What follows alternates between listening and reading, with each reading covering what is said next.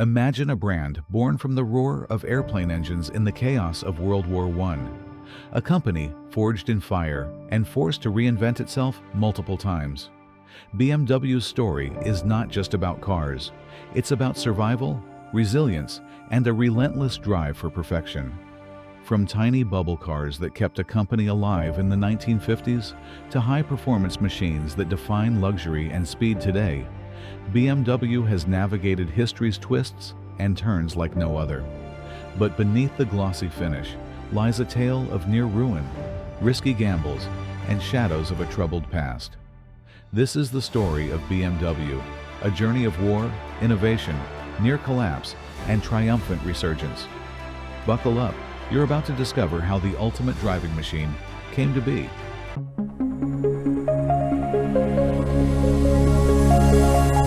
In the early 20th century, Germany was a country brimming with ambition and innovation, but also teetering on the edge of a conflict that would change the world forever. In Munich, a small company named Rapp Motorenwerke was quietly making aircraft engines, crafting the very heart of the machines that would dominate the skies in World War I. These engines had to be powerful, yet light enough to allow fragile planes to soar high. They had to be reliable, tested under the harshest conditions. In 1916, the company was rebranded as Bayerische Motorenwerke, BMW, marking the birth of a brand destined for greatness. BMW's engines quickly gained fame for their reliability and power. By 1919, one of their aircraft engines powered a plane to set a new altitude record, soaring higher than anyone before. But the war's end brought devastation. The Treaty of Versailles banned Germany from producing aircraft engines. Overnight, BMW's entire business was outlawed. Faced with extinction, the company pivoted to motorcycle engines and even household products, sewing machines, and kitchen appliances, anything to survive. But deep inside, BMW's engineers dreamed of cars, machines of speed, beauty, and freedom.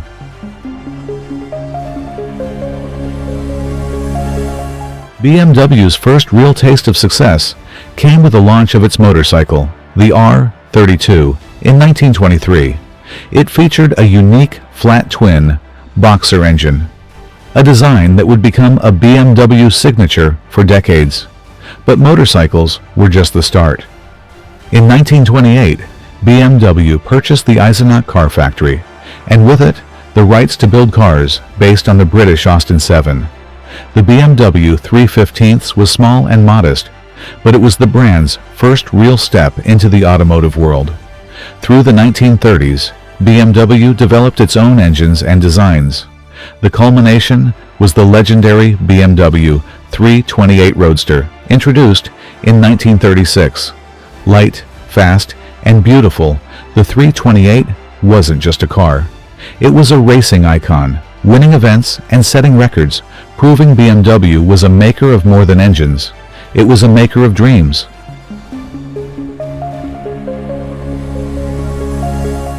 The 1930s brought dark clouds over Germany and BMW. The company became a key supplier of aircraft engines to the Nazi Luftwaffe during World War II, producing engines that powered deadly fighter planes. BMW's factories worked non-stop, using forced labor from concentration camps, a dark, painful legacy that haunts the brand to this day. Allied bombing raids devastated BMW's factories.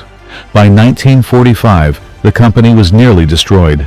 Post-war restrictions banned BMW from producing vehicles or aircraft engines. The company's future was bleak. Factories lay in ruins, the German economy was shattered, and BMW's identity seemed lost.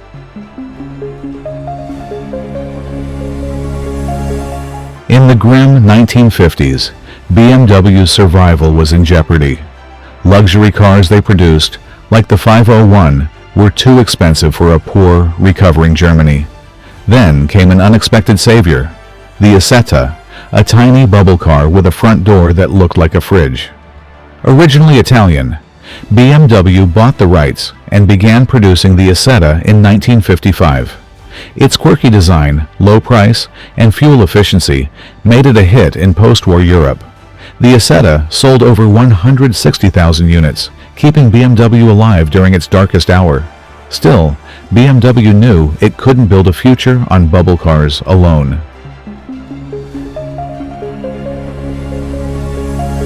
By the late 1950s, BMW was still struggling. Their larger sedans were not selling well, and while the Isetta had bought them time, it couldn't carry the company forever. Financial pressure was mounting, debt was piling up, morale was low. In 1959, BMW came dangerously close to being sold to its fiercest rival, Mercedes-Benz. Daimler-Benz proposed a takeover. Shareholders and executives were divided. Many believed it was the only way to keep the company alive. But a small group of BMW dealers, employees, and shareholders fought back. They didn't want to see BMW become just a badge on a Mercedes. Then, out of the shadows, came a white knight, Herbert Quandt, a wealthy German industrialist. Quandt believed in BMW's potential and bought a controlling stake in the company. He restructured its finances and gave the company a second chance at independence. That one bold move saved BMW from extinction and from becoming just another footnote in German industrial history.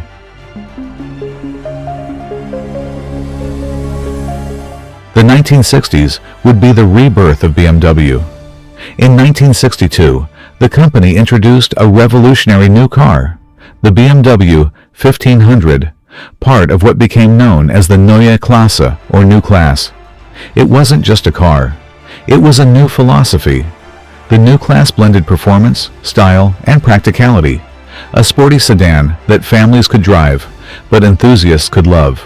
It was a hit. Soon came the BMW 2002, a compact, powerful, nimble little sedan that became a cult classic and a symbol of European driving joy. It was the car that defined BMW's identity, the driver's car. By the end of the decade, BMW wasn't just surviving. It was thriving. It had shaken off its past, shed its dependence on motorcycles and tiny cars, and become a symbol of refined performance. By the 1970s, BMW's brand had transformed from a niche German automaker to a global luxury icon. They introduced a lineup that would define the brand for decades. The 3 Series, compact sports sedans. The 5 Series, mid-sized executive cars. The 7 Series, luxury flagship sedans. BMW didn't just make cars, it created driver-focused machines with precision engineering, rear-wheel drive, balanced weight distribution, and clean design. In 1975, BMW of North America launched a bold new marketing slogan, "The ultimate driving machine." It wasn't hype, it was a promise. And for millions of enthusiasts, it was true. In the late 70s and early 80s, BMW began building something extraordinary, high-performance versions of its cars under the BMW M division. First came the M1, a rare, exotic mid-engine supercar. Then, the world was introduced to the BMW M3 and M5, seemingly ordinary sedans with race car hearts. The M3, in particular, became legendary. Born from touring car racing, it was light, agile, and brutally fast. It dominated racetracks and won the hearts of petrolheads everywhere. BMW had become more than just a car maker. It was building culture, a lifestyle, a dream. The 1990s were BMW's golden age. Its cars were fast, elegant, reliable, and carried a certain coolness. From Wall Street to Hollywood, BMW became the go-to choice for successful professionals who didn't just want to arrive. They wanted to enjoy the drive. They expanded production, opened new plants in the US, and launched new models. Even SUVs like the BMW X5, introduced in 1999, carried the same sporty DNA. A bold move that proved luxury SUVs could still be fun to drive. BMW's dominance seemed unstoppable, but success can breed complacency.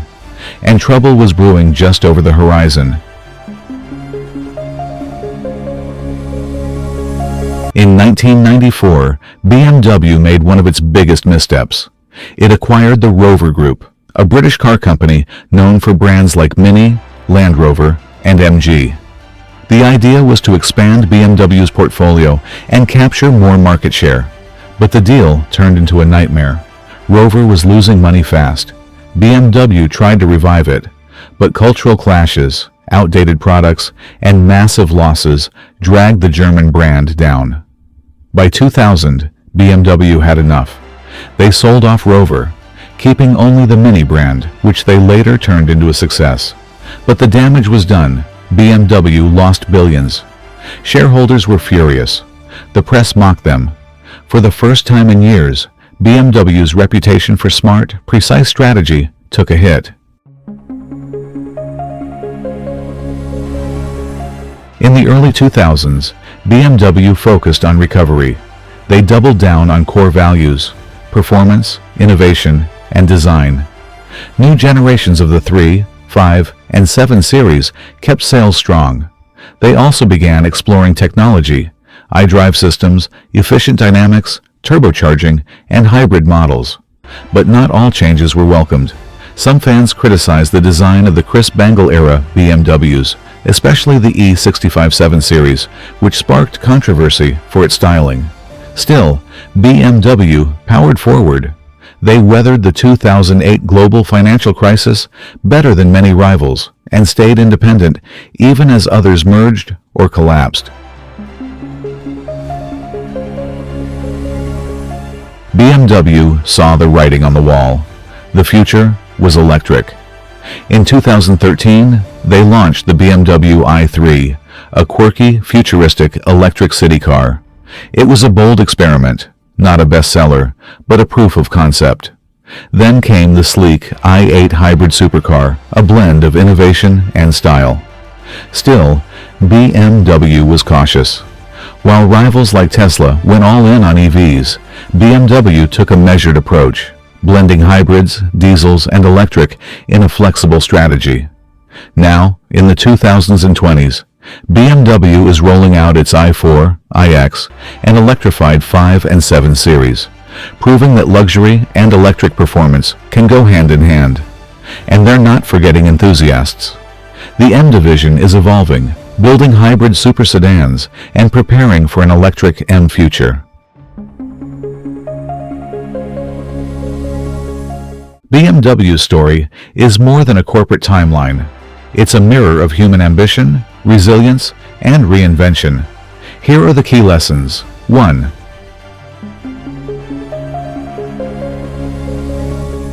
Motorcycles to bubble cars to global icons, because they refuse to stand still. 2. Stay true to your identity. While experimenting and evolving, BMW never lost its core: driving pleasure. Even their SUVs are designed to handle like sports cars. 3. Learn from failure. The Rover disaster was painful, but BMW bounced back, applied the lessons, and built a stronger brand. 4. Don't fear reinvention. From the Isetta to the i8, BMW has never been afraid to break its own mold. 5. Legacy matters, but so does Vision. BMW honors its past, but doesn't let nostalgia slow it down. From warplanes to luxury sedans, from economic collapse to global stardom, BMW's journey is a high-speed ride through the curves of history. They've faced death more than once. They've made bold bets, risky moves, and incredible comebacks. Today, BMW stands not just as a car maker, but as a symbol of evolution, proof that even in an unpredictable world, excellence can endure. The road ahead is electric, digital, and fast. But one thing's for sure: as long as people love to drive, the story of BMW will keep rolling forward. This was AchieversMedia, and this was the story of BMW, from wings of war to the ultimate driving machine. Don't forget to like, share, and subscribe, and let us know in the comments which company story you want us to tell next.